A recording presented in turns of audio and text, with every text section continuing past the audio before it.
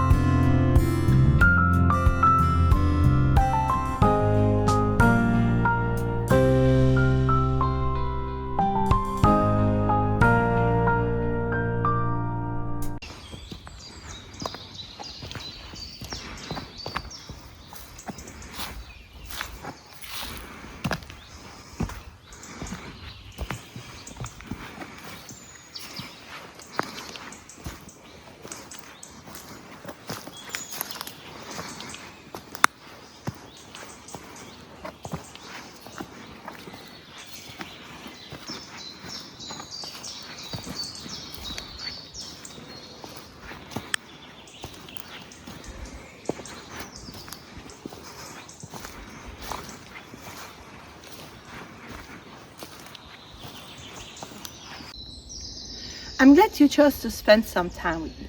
If you haven't met before, my name is Mashou and I create bookish and journalish content over here on YouTube.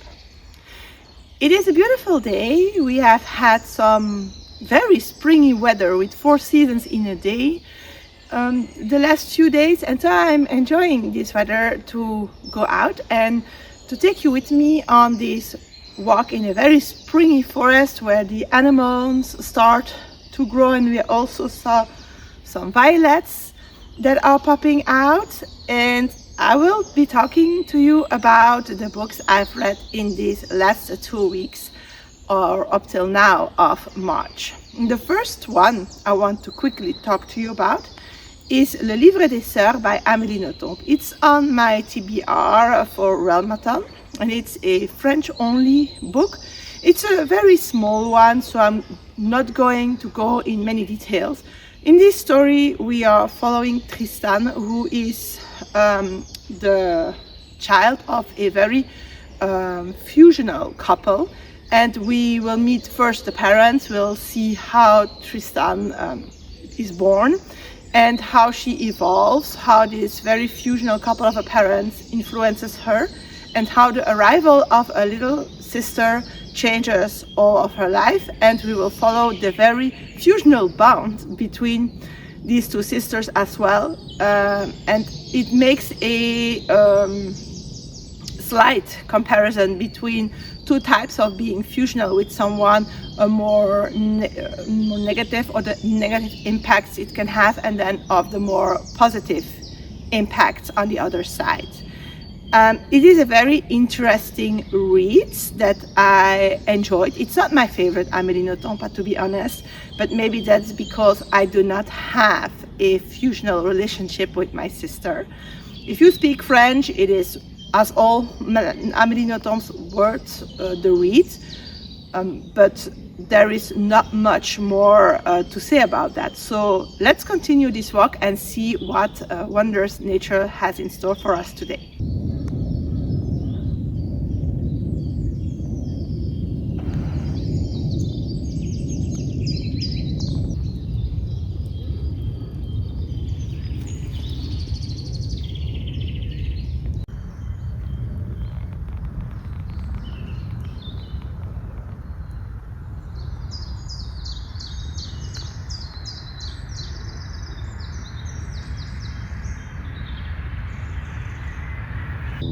The next book I want to talk to you about is La mémoire du désert by Samuel Rouget, which is the second book in the Le Serment des 7 miroirs series that I started last month, and that is on the first book was on the verge between middle grade and young adult.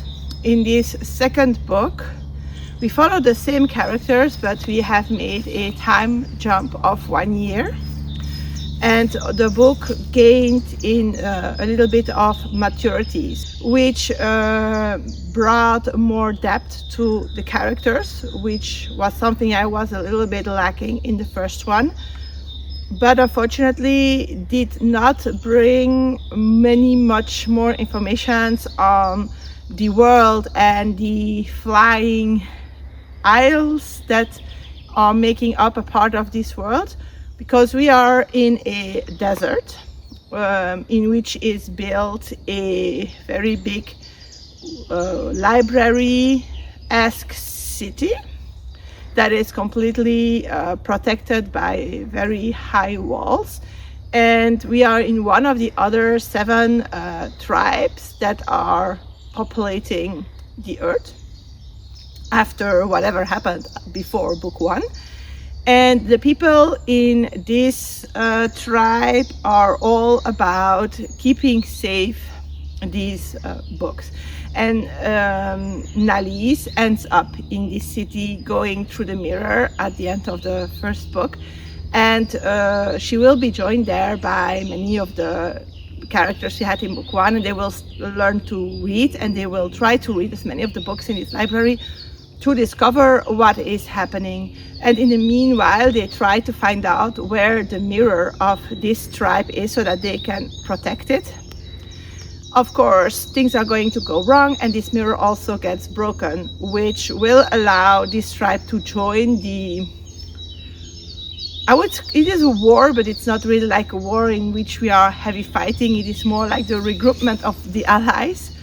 And all along the book, we will also have a second point of view, being of a character that we briefly meet in the first book, that is from yet another tribe. So it's the 3rd tribe we meet.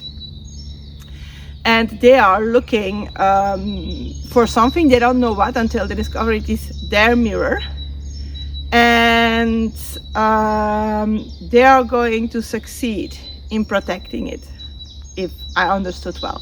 And those 2 tribes will bundle their forces together to get more pieces of the puzzle by the end of the book. We will meet a 4th. Let me count. We have the ones in the sky, the wanderers, the one in the desert. Yes, we meet another tribe that basically has made allies with the enemy. And we will meet yet a 5th one briefly, that is more Roman in inspiration, that is more like on games and stuff. That is also on the enemy's side. So we have like the enemy and 2 tribes and then 3 other tribes. So we are still looking for 1 tribe, and I guess that's the ones we will meet in the 3rd book. Even if this book was full of action and things happening all the time, it still felt a little bit like a bridge, because we do learn a little bit more, but then we do not really make any progress towards discovering the what is really going on, or taking first steps to counter that. So I'm very curious to see what book 3 is going to be about. Unfortunately, so far not translated yet, but if you have access to French, it is a nice, almost relaxing read to read in between, let's say, more epic fantasies.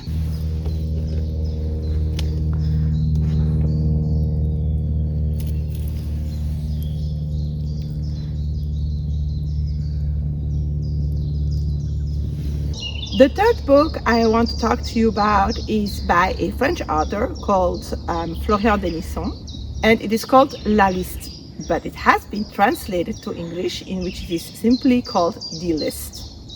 This is a police crime novel. This investigation will start off with a man walking into a police station declaring, "I have killed them all, I have killed them all." And they will be able to get 4 names out of this person. And that's all the information they get. So they have to figure out who this person is, who the 4 people on this list are. And whilst doing that, we will also follow the more personal story of the inspector, who is just coming back after a period of leave in which he has been in therapy. We don't really know for what. And throughout the whole story, we'll also learn about his past, about what happened, so that he had this outburst that led to this period off.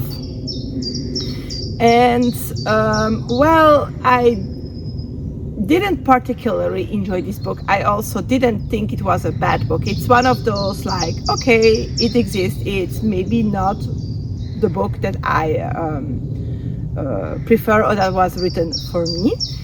The mystery though has some very interesting turns, and the plot twist at the end is very unexpected. What I disliked, I think, the most about it is the backstory of the inspector and the way he turns out. This is the first one in a, I think, trilogy. I will not be reading the other two. If you like a little bit darker main character or the completely crazy inspector, this might be a book for you.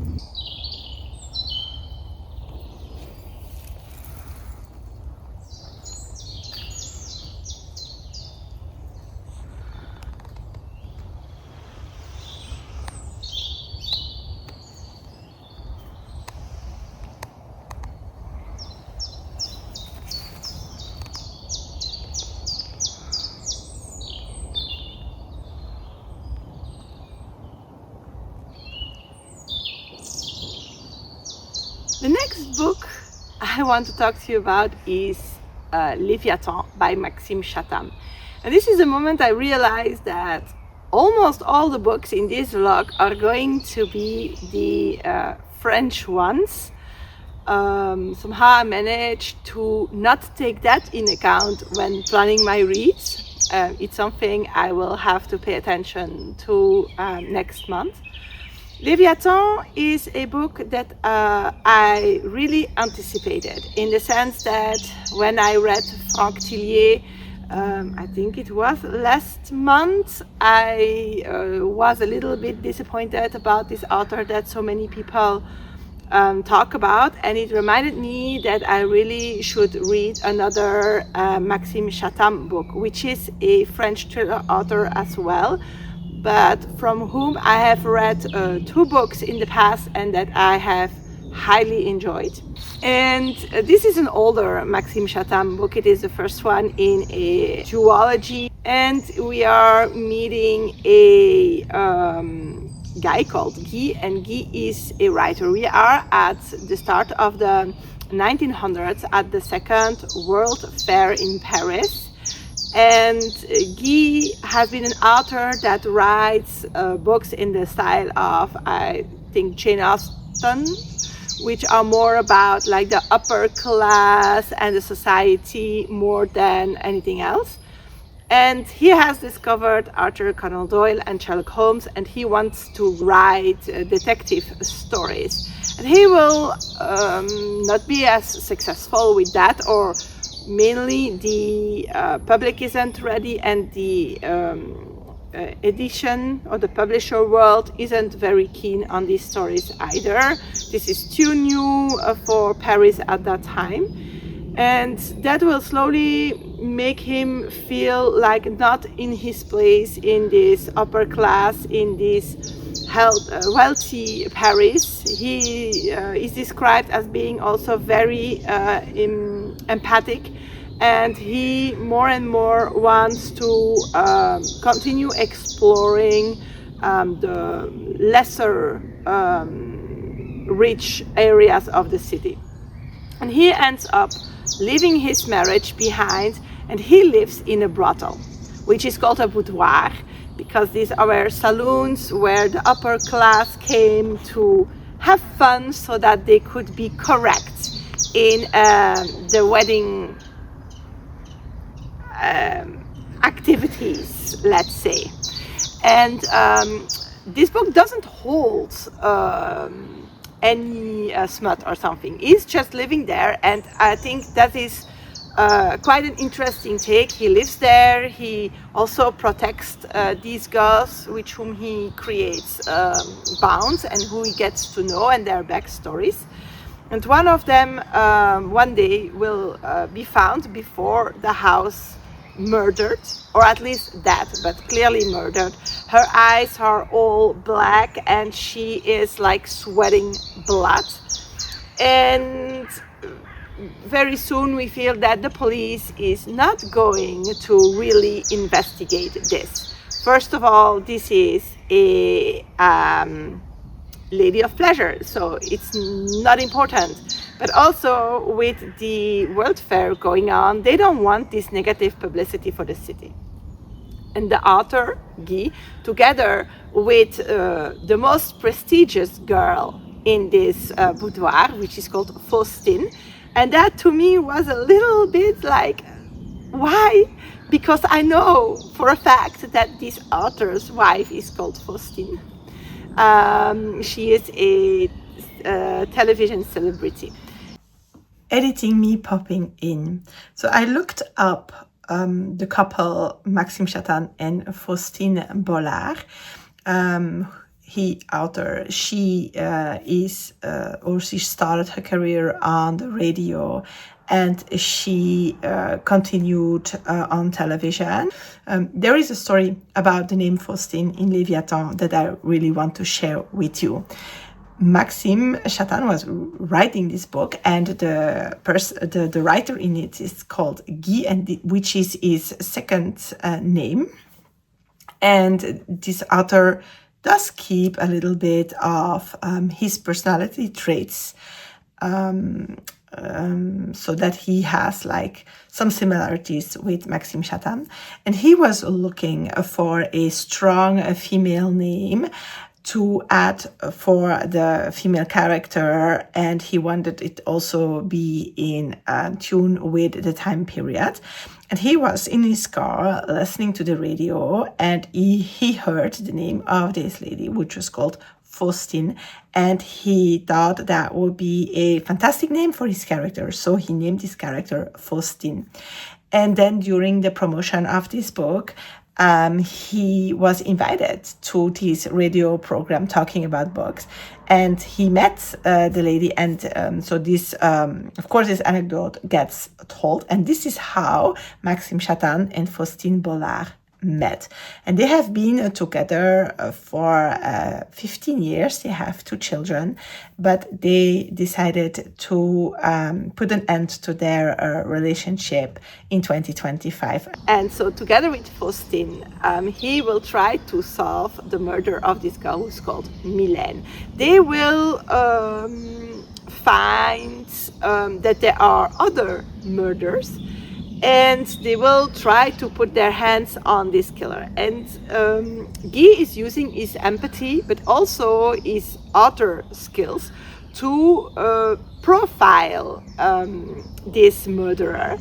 And that is where, for me, the story a little bit gets too long, boring. He is explaining like all the steps of profiling, like he's inventing it, and somehow he knows a lot about philosophy and psychology and all those stuff that you get like, okay, you're a writer, you write upper class, where do you get all these more like professional information from? It doesn't feel credible to me. And it can go on for many, many pages, like, the human psyche this and psychology that. And that was really what took the fun out of this book for me. That's the first aspect. But also, this story will branch out in a lot of directions. We will be looking to a lot of suspects, and we will also at some point have coming in like, wouldn't this be a demon? We are going into the supernatural superstition paths, which could go together with this time period when we had like the spiritism salons going on and stuff like that. But I feel it is an element too much, especially because at some point we will also go down the road. Maybe this is a monster. And we go explore the under the Paris sewing system, and there is a monster. So it's not translated, so it's a crocodile. What is he doing there, right? And we will go on and on and on. And we will, at some point, Guy will also become an expert in graphology. So he will continue profiling this murderer, and we will continue to make progress, but in so many directions that at some point I thought, well, okay, where are we going? And then near the end, I was starting to be gripped for the character. So I really started to appreciate Faustine. I really liked her because she's a very complex character. She is from the higher class. She did run away. We will learn how, why she chose the life that she has.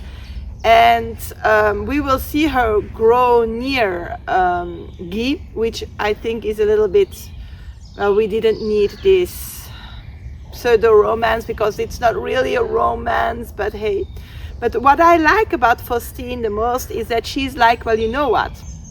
I am a girl of pleasure, but I'd rather be that than to be a wife, because if I'm a wife, I need to take care of the house, the kids, my husband, and I have to be submissive. And as the girl I am, I can go out. I have the knowledge to have men at my feet. I get what I want and I do what I want. And I get to get all the fun that the very, very conservative wives at home do not have. And I really like to have this positive point of view on femininity, in fact, because if you go back in the history, this is not untrue what she says.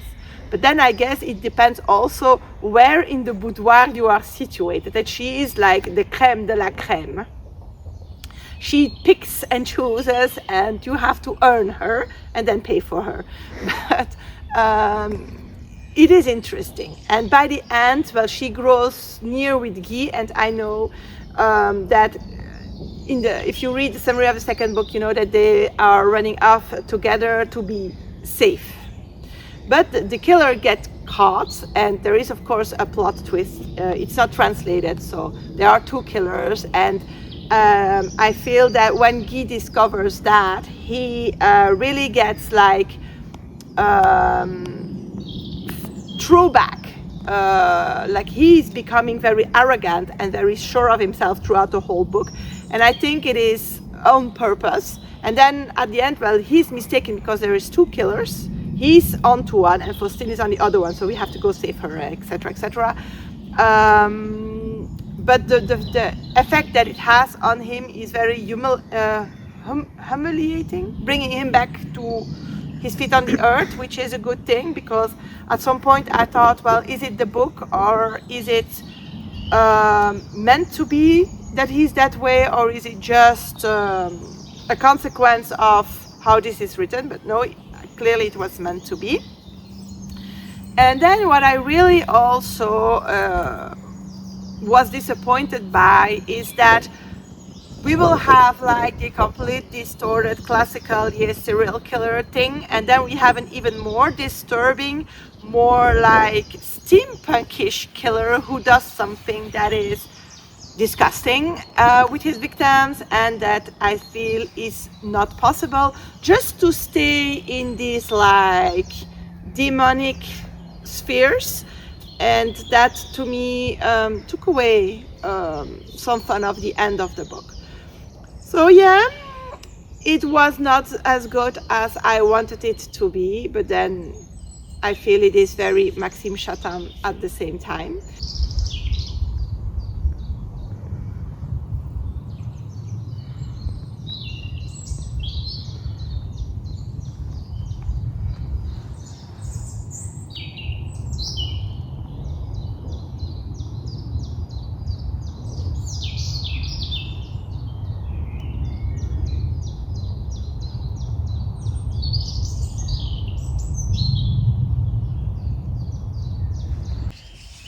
I don't know how many book, 5th book I think we are at, is again French. It's the 3rd book in Le Murmures de Shar by Aiden Fox, which is the last one in this trilogy that I read a book from.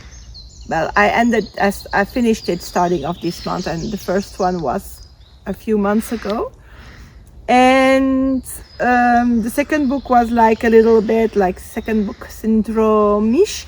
And this 3rd one I had great hopes for. And it started out very well with preparing up to the final battle with the big bad guy that we discovered like at the end of the 2nd book. And then I don't know what happened, but the big bad guy became another big bad guy, became a plot twist that was so unexpected and so out of the blue that it was, how would I say, it's not translated. So we have like the bad guys that are taken over by some evil dark magician practicer. Then they turned out that they are taken over by like the first very bad witch that is some kind of a spirit, which is called Baba Yaga, which gives an idea of the character. And then this one has resurrected or turned into like a living dead. Our main character is sister, who she had to kill in some type of rite of passage before book 1, for which she wants to basically kill someone and which sets off all the stuff. And she has to come clean with what happened, and she has to counter her sister. And with that, it all ends. And I was like, huh? Because I never expected this sister to come back. And I didn't also understand why this had to happen. It would have been good, like, she goes out to wanting to kill this guy because he made her kill her sister, and then she discovers she has this magic, and so she's going to learn this magic to kill this guy, and then she understood that there is some kind of complot of which this guy is a part of. Just ending that there would have been good. I feel they wanted to add in, like, to close the circle, the sister again, and it felt too much again for me, which took away the big hopes I had for this book. I will be continuing this bigger overlapping saga, and I just hope that the other books do not end on this confusing note as this one did.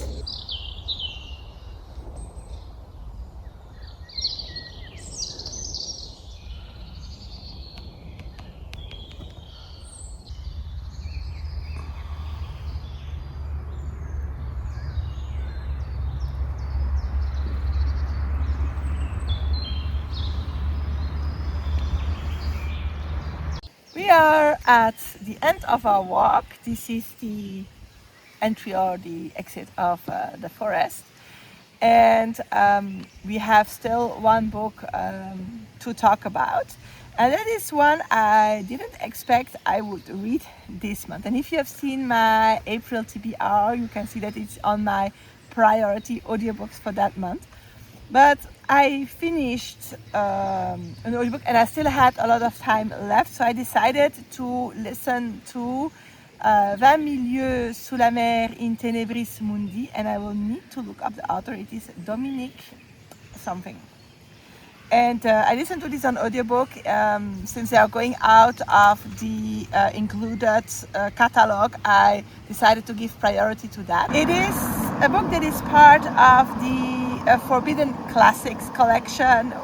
So these are books from Quebec, which are originally written in French, and this is the same idea than the Forbidden Tales, of which I read The Bloody Brick Road by Maud Royer in my previous vlog. So they take the classics, and this one is 20,000 Miles Under the Sea by Jules Verne. and they make them into horrific stories, and horrific in all ways, so body horror, but also like picking up very difficult, triggering subjects. This one stays very close to the original story. We have this submarine attacking other boats, and I felt like the first half an hour, 45 minutes, really brought up horrific and triggering themes that I was even sure if I wanted to continue it. So it starts really how to say that without shocking. It is assault on people captured from one boat by the submarine, that has an intimate nature without being. And I was like, and then we switch to what will become the main character in the first chapter. So there's a prologue, and I was like, no, this is not going to be a smutty book. This is no, it's not what I want from it. But then, well, I had a very busy day, and I listened to most of this book on one day. It's 8 hours and a little bit, and I just continued because I was busy and I didn't want to take the time to switch books. And the rest of the story is much more the adventure story that is the original. We have like Pierre Aronnax, who is a scientific who will be sent out to investigate the monster that humanity believes is killing these ships. But of course it's a submarine. And he's taken captive with his crew, and his crew will be put into jail, like in the original, but then they are horribly killed off one by one, and every time one is killed they get fed. So it's cannibalism, and the question that arises is, do you eat it because you have to survive, or do you choose to starve to death to not pass this boundary? This is something that comes up in this book, but then it is like never, it doesn't really start off explicit. It is like suggested. You are understanding that it is a thought some of them have, other people really do not have this thought, and the exploring of it stops there. And we will have, like, at some point, well, the captain and the scientific will bound over scientific interest for the under the seas life and the search for Atlantis. And then, of course, we will have, just like in the original story, the captives who escape finally the slightly mad Captain Nemo. And when the book started off really strong, and that I enjoyed that it stayed close to the original, because many of those do not, and it's okay. I was disappointed that, like, the horror aspect just went poof, and in the end, well, normally there aren't that many cars on this road. I don't know what's happening. And so the horror of it slides away, and then it just becomes like the book with a modern twist, and that was a little bit disappointing. But it was, well, I listened to it throughout the day, so I guess it still was entertaining enough. We are going to go back home, and we will most certainly come back to you. Normally we will have like the presentation of our 5 female cats coming up a little bit later in this vlog. We have also new residents in our garden that we are going to show off to you. And this weekend we are off to what is called le Printemps des Sciences, or the Spring of Science, and we are going to discover the origins of writing. So we will be taking you along for that as well. So stay tuned for more, and at least 2 more books in this video as well.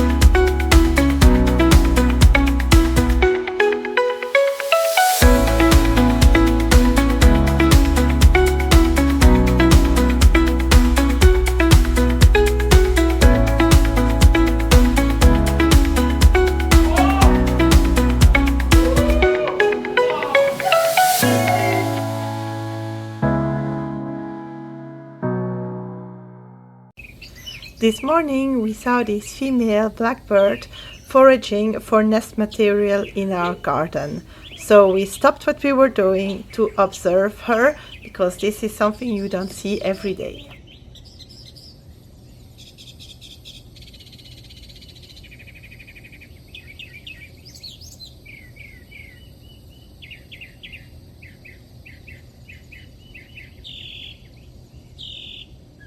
Her companion is also in our garden, which means that he is feeding on little insects, which is always great for our vegetables and our fruits.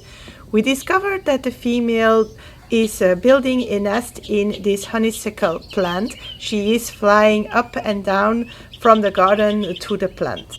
I don't want to disturb her too much, and also the weather isn't very great, so on a better day I will try to see if I can make some footage of the nest itself.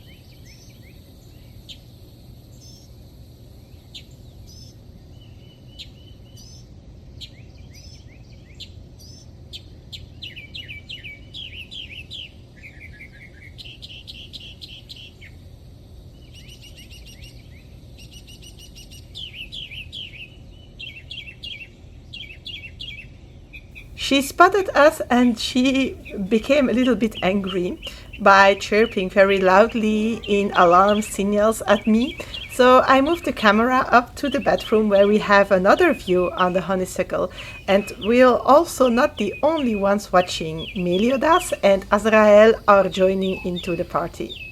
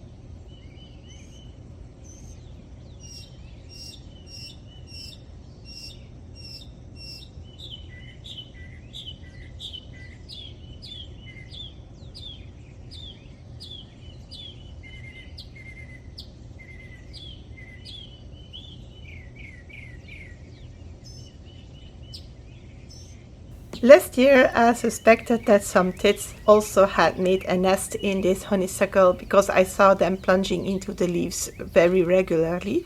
And it seems that might be right because, as we will see in a minute, we have also a tit coming to visit.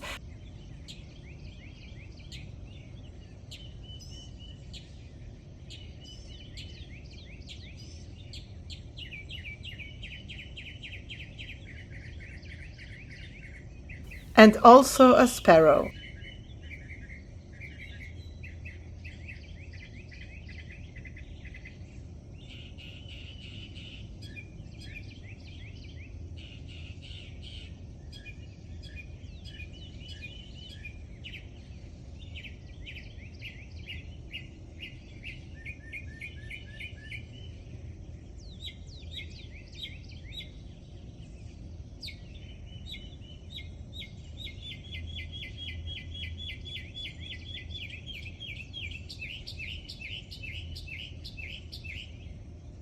The bird song is not the actual songs we have in our garden.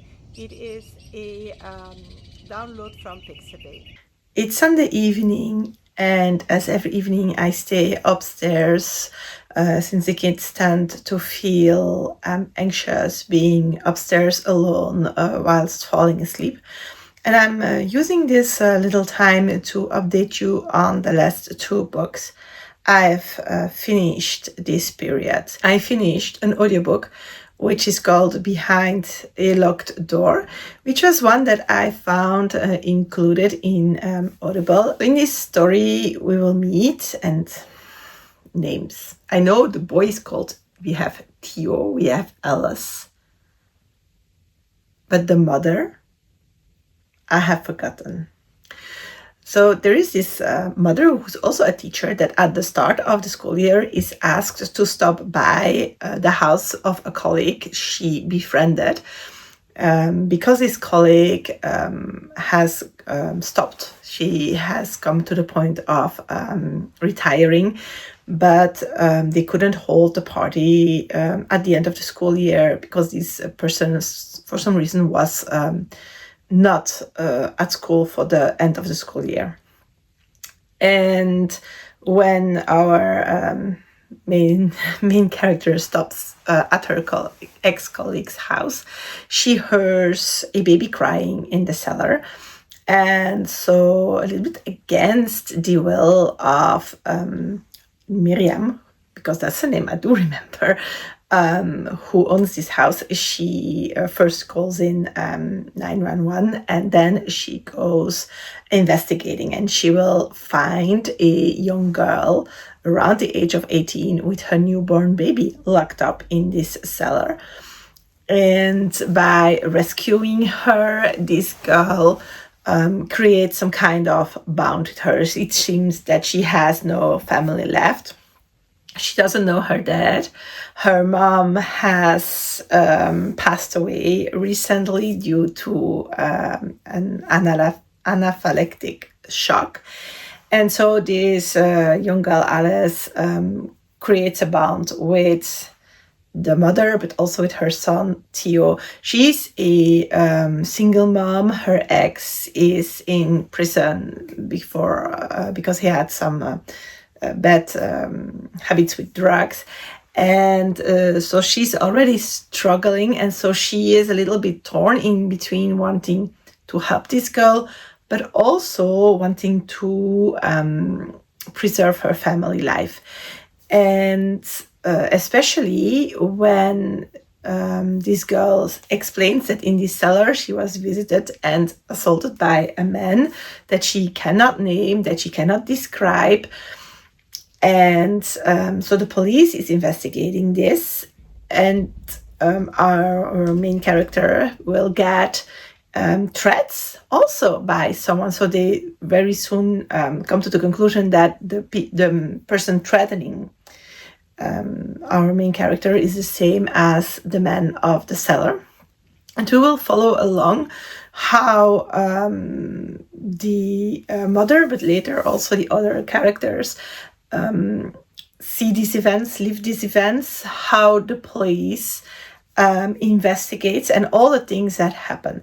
And at first it feels like very, I would say almost like a cozy mystery. It is like full of this kindness, wanting to help people around.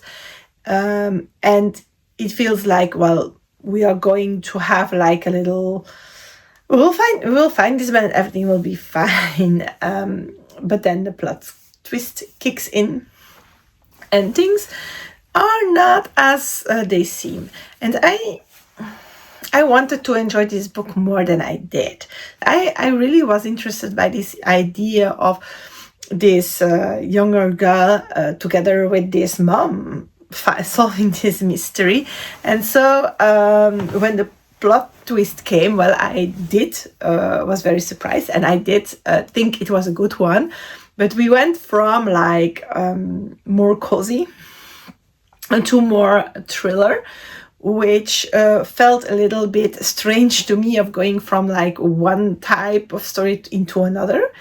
But also it wasn't like the most exceptional book. I enjoyed it, but nothing more than that. And that's okay. Life is not made out of always the most exceptional things. It's made out of mostly day-to-day common things. And this book is like that. It's just like a day-to-day good, but not exceptional common thing. But if you like this type of stories, it is an interesting take on it. I also learned that many people posted in the comments on, I think it was Goodreads that I saw it, that this is not the best book of the author, that they have preferred other works by her. So if I get the opportunity, maybe I will try out other ones, because I liked the very English countryside style of it. The second book I want to talk to you about is The Oracle Asylum. I am not sure where I saw this book. I think it passed in my Instagram feed. It is a fantasy, a standalone one that is set in, I would not say it's set in Africa, but it is set in a world that is highly Africa inspired. And it is also heavily based on African mythology. The author is a person of color. I am not sure if she lives in Africa or if it is her origin. I had to Google a whole lot, but I came up that it should be inspired like more like in Uganda. I came across that and I was like, that's something new. That's something I want to try. And this book is Kindle included. And I added it to my wanting to read this, and I forgot about it. And we're going through my list with Tilia because she needed an English read for English class. I came across this book and I was like, the summary is, oh, this is competition, and this is trials and a competition, and there is a mystery element. So why didn't this book end up on my Léviatemps TBR? So I jumped on it, and oh, this was such an interesting and an entertaining read. I absolutely do not regret this read at all, and I will be looking into the other books of this author. So we will meet, and the names are difficult. A young girl that is the heir of one of the 4 royal families of Ithaca, which is a kingdom. And there is like this position, it's called the seal, which is like the highest king. And this has to be chosen out of those 4 houses. But for now, the throne is unoccupied for already 2 years. And something happens that announces that there is a new oracle, and this oracle is opening the asylum, which is going to hold trials and some kind of competition between all the heirs of the 4 big houses. So basically this is four persons, and it's 2 women and 2 men, to see which one of them will get the place of seal. So we will meet a little bit of this country, and then we will get into this action, but we will also very soon learn that maybe, just maybe, things are not as mystical as they should be or are thought that they should be, and that the person embodying the oracle might have an agenda of his own. And we will follow along how this princess, who doesn't want to use her magical powers, because of course every house has magical powers, everyone has, some are better, some are less appreciated or seen as less, and how she will be forced to grow into that. And I don't want to tell more about it because I feel that it would be very quickly going on to the spoiler side of things. I really liked the story. I really liked the characters. I was highly impressed with the language. I tend to, it's not my main reading language, English, but I do read quite a lot, and I rarely need a dictionary. But I needed a dictionary because I came across some English words I never saw before, and I thought that was a very nice experience. I thought the writing style and the way of describing things and wording things was very poetic and very well done, very refreshing also because it was completely new to me. And then there is a lot of African words, and I must be honest, I googled a lot of them to have an idea of how to represent certain flowers or plants or patterns in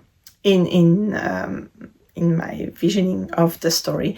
And that I feel I've taken a lot in of this story, a lot of new ideas and images and stuff.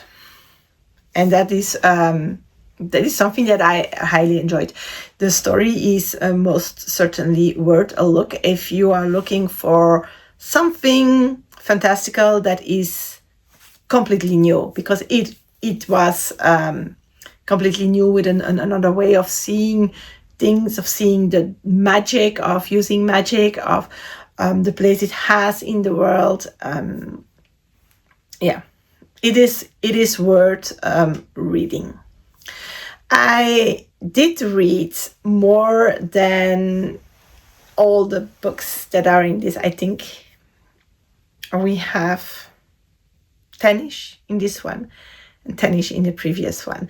I had a reading month that was exceptional. I don't know why. I have some ideas.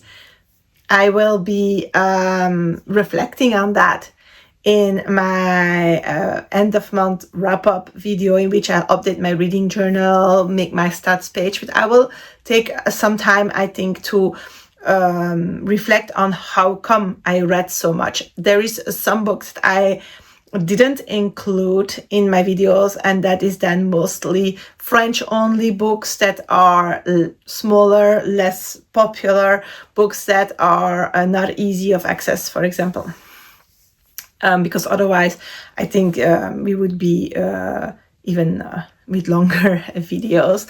For April, I'm going to try to go back to 4 carousel vlogs. I think with Aurelian we will have things to put in there. With Old School April we'll have things to put in there, and I feel that the vlogs already become quite long, so I'll try. I do not promise, I'll try, because still adjusting to work and some health stuff going on. Also, my apologies, in this video no female cats. We will try to put them in another one pretty soon. We had a lot of things to do, and we didn't found the time to really sit down and film this part, especially because two of them are extremely shy and they are difficult to get from underneath wherever they're hiding. But it's not a canceling of plans, it's just a delaying of plans.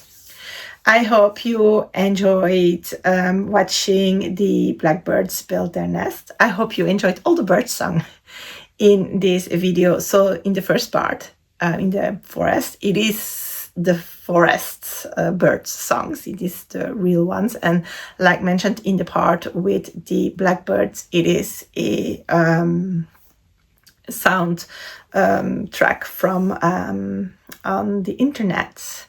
I also hoped you enjoyed the science part. So we went to Louvain-la-Neuve, where we went for the Museum of Hergé, which is in, I'll try to find it for you, one of our Do You Read Belgian vlogs.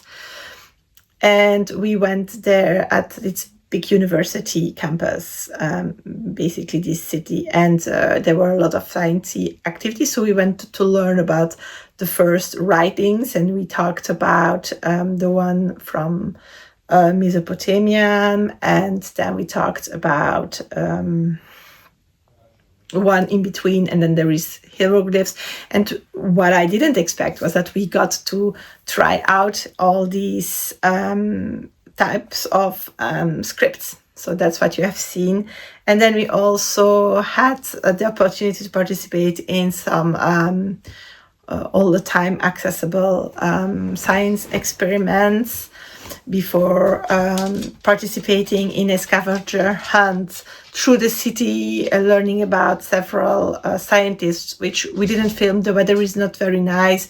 The city is in renovation. There was not that much nice things to show you.